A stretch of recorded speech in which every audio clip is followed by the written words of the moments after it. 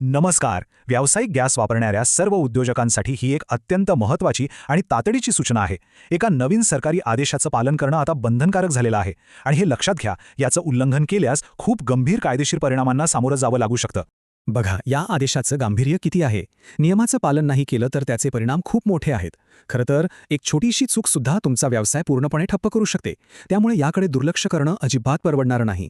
तर मालेगाव परिसरातील जे कोणी व्यावसायिक LPG ग्राहक आहेत त्यांच्यासाठी एक नवीन आणि बंधनकारक नियम लागू करण्यात आला आहे. आणि एक गोष्ट इथे स्पष्ट करतो, ही फक्त एक साधी सूचना नाही, तर हा कायद्याने लागू केलेला एक आदेश आहे. आता प्रश्न असा येतो की हा आदेश अचानक का लागू करण्यात आला?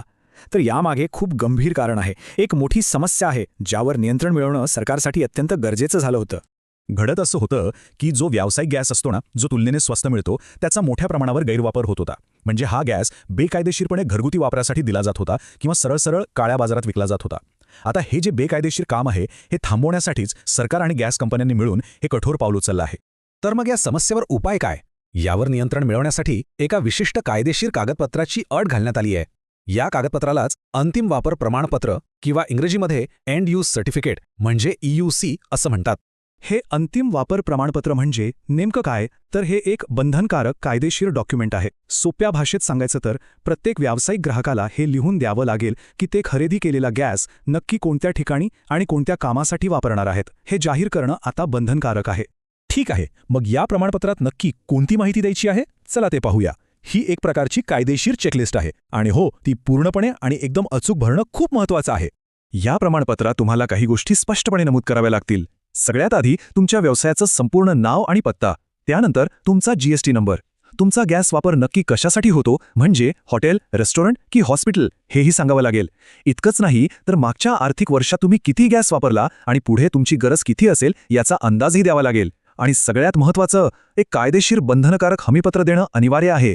आता हे जे हमीपत्र आहे ना, तो या संपूर्ण प्रक्रियेचा सगळ्यात महत्त्वाचा भाग आहे. याचा अर्थ काय? तर तुम्हाला लेखी स्वरूपात हे कबूल करायचं आहे की तुम्हाला मिळालेला गॅस तुम्ही पुन्हा विकणार नाही किंवा त्याचा कोणताही गैरवापर करणार नाही. लक्षात ठेवा, हे एक कायदेशीर बंधन आहे आणि ते मोडल्यास कडक कारवाई होणारच. समजा जर हे प्रमाणपत्र दिलं नाही किंवा त्यात काही चुकीची माहिती दिली तर काय होईल? याचे परिणाम काय असतील हे नीट समजून घ्या, कारण हे परिणाम खूप गंभीर आहेत आणि कारवाई तात्काळ केली जाईल. इथे फक्त दोनच गोष्टी होऊ शकतात, तिसरा पर्याय नाही. एक, तुम्ही नियमांचं पालन करा आणि तुमचा गॅस पुरवठा जसाच्या तसा व्यवस्थित सुरू राहील. किंवा दुसरा पर्याय, तुम्ही पालन केलं नाही तर तुमचा गॅस पुरवठा फक्त बंदच होणार नाही, तर तुमच्या व्यवसायावर थेट कायदेशीर कारवाईसुद्धा सुरू होईल. मी पुन्हा एकदा सांगतो, ही फक्त एक पोकळ धमकी किंवा चेतावणी समजू नका. ही प्रत्यक्ष कारवाईची सूचना आहे. जे कोणी नियमांचं उल्लंघन करतील त्यांच्यावर जराही वेळ न घालवता कारवाई केली जाणार आहे आणि यात कोणतीही सूट मिळणार नाही. ह्या सगळ्यामुळे आता लगेचच हालचाल करणं गरजेचं आहे. या कामासाठी जी मुदत दिली आहे ती अंतिम आहे, म्हणजे ती कोणत्याही परिस्थितीत वाढून मिळणार नाही. आणि ही मुदत किती आहे? तर ही सगळी प्रक्रिया पूर्ण करण्यासाठी तुमच्याकडे फक्त आणि फक्त एका आठवड्याचा वेळ आहे. पुन्हा सांगतो, फक्त एक आठवडा. या वेळेत जर प्रमाणपत्र दिलं नाही तर गॅस पुरवठा बंद होणार हे पक्का आहे. तर मग आता लगेच काय करायचं? 4 सोप्या गोष्टी आहेत. पहिली गोष्ट, तुमच्या गॅस एजन्सीकडून अधिकृत अंतिम वापर प्रमाणपत्राचा फॉर्म घ्या. दुसरी, त्यातली सगळी माहिती बरोबर भरा आणि हमीपत्रावर सही करा. तिसरी, हा पूर्ण भरलेला फॉर्म अजिबात उशीर न करता तुमच्या एजन्सीमध्ये जमा करा. आणि चौथी, ही माहिती तुमच्या ओळखीच्या इतर व्यावसायिकांपर्यंत सुद्धा पोचवा, जेणेकरून त्यांचंही नुकसान टळेल.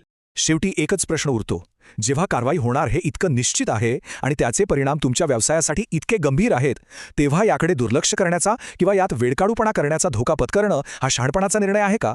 नाही. तात्काळ या नियमांचं पालन करणं हीच तुमची व्यावसायिक जबाबदारी आहे आणि त्यातच तुमच्या व्यवसायाचं हित आहे.